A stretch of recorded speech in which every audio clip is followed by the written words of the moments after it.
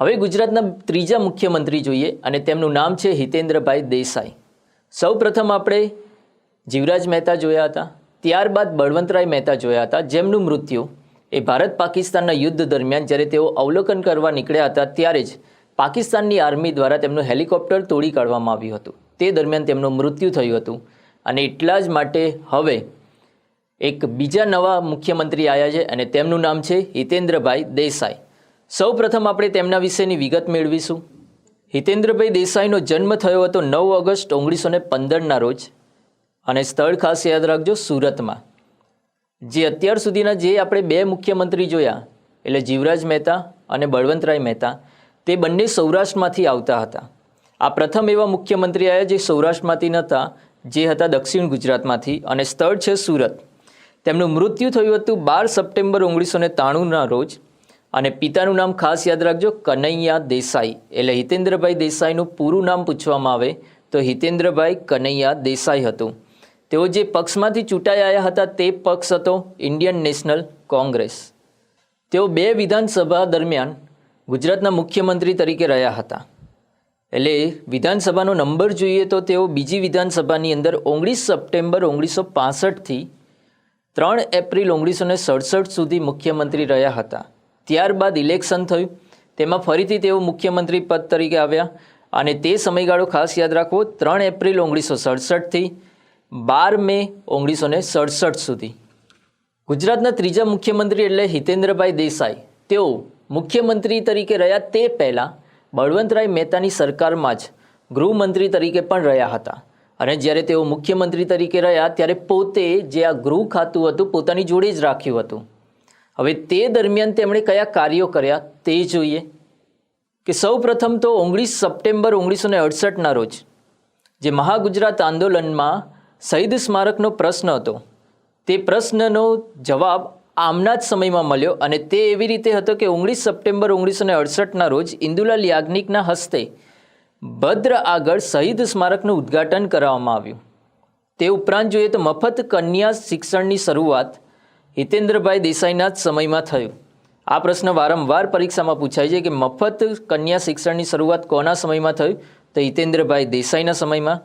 એ જ રીતના વલસાડની અંદર પારડી આવેલું છે અને આ પારડીનો જે પ્રશ્ન હતો એ 14 વર્ષ જૂનો હતો, જેનો ઉકેલ હિતેન્દ્રભાઈ દેસાઈના જ સમયમાં આવ્યો। ઉપરાંત જોઈએ કે 1968ની અંદર કચ્છ ટ્રિબ્યુનલનો ચુકાદો આવ્યો।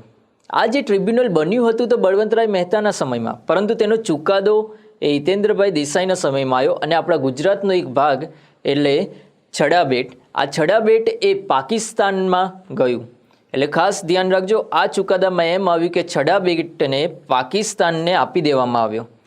ત્યારબાદ વિદ્યાર્થીઓને શિષ્યવૃત્તિઓ તથા છાત્રાલયોમાં મફત રહેવા જમવાની વ્યવસ્થા હિતેન્દ્રભાઈ દેસાઈના જ સમયમાં કરવામાં આવી હતી।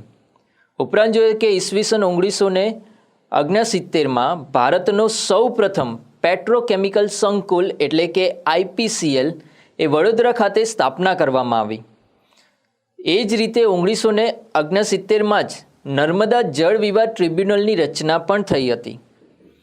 15 સપ્ટેમ્બર 1969માં દેવસ્થાન નાબૂદી અધિનિયમ પસાર કરવામાં આવ્યો હતો અને ત્યારે મુખ્યમંત્રી હતા હિતેન્દ્રભાઈ દેસાઈ।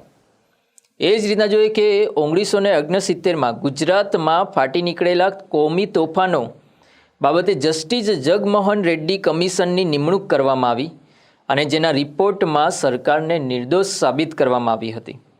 નળ સરોવરને પક્ષી અભયારણ્ય તરીકે જાહેર પણ હિતેન્દ્રભાઈ દેસાઈના જ સમયમાં કરવામાં આવ્યું। જામનગર ખાતે આયુર્વેદિક યુનિવર્સિટી ઉપરાંત સૌરાષ્ટ્ર યુનિવર્સિટી તથા કૃષિ યુનિવર્સિટીની સ્થાપના હિતેન્દ્રભાઈ દેસાઈના જ સમયમાં થયું હતું। આપણું ગાંધીનગર 1971માં 11 ફેબ્રુઆરીએ ગુજરાતનું પાટનગર બન્યું। સૌપ્રથમ પાટનગર તો કોણ હતું? અમદાવાદ હતું। હવે જે પાટનગર આવે છે એ કયું? ગાંધીનગર। અને તે કોના સમયમાં? તો હિતેન્દ્રભાઈ દેસાઈના જ સમયમાં। અને સચિવાલય છે તે સેક્ટર 17ના મધ્યસ્થ ગ્રંથાલય ખાતે ખસેડવામાં આવ્યું હતું। હવે આ જ દરમિયાન કોંગ્રેસના 2 ભાગલા ફરીથી પડ્યા અને તે ભાગલા એટલે સિન્ડિકેટ અને ઇન્ડિકેટ।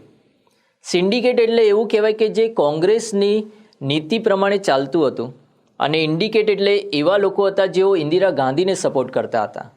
અને આ જ દરમિયાન આપણા હિતેન્દ્રભાઈ દેસાઈએ બહુમતી ગુમાવી દીધી અને 1971માં તેમને રાજીનામું આપવું પડ્યું અને સૌ પ્રથમ ગુજરાતમાં પ્રથમ રાષ્ટ્રપતિ શાસન આવ્યું.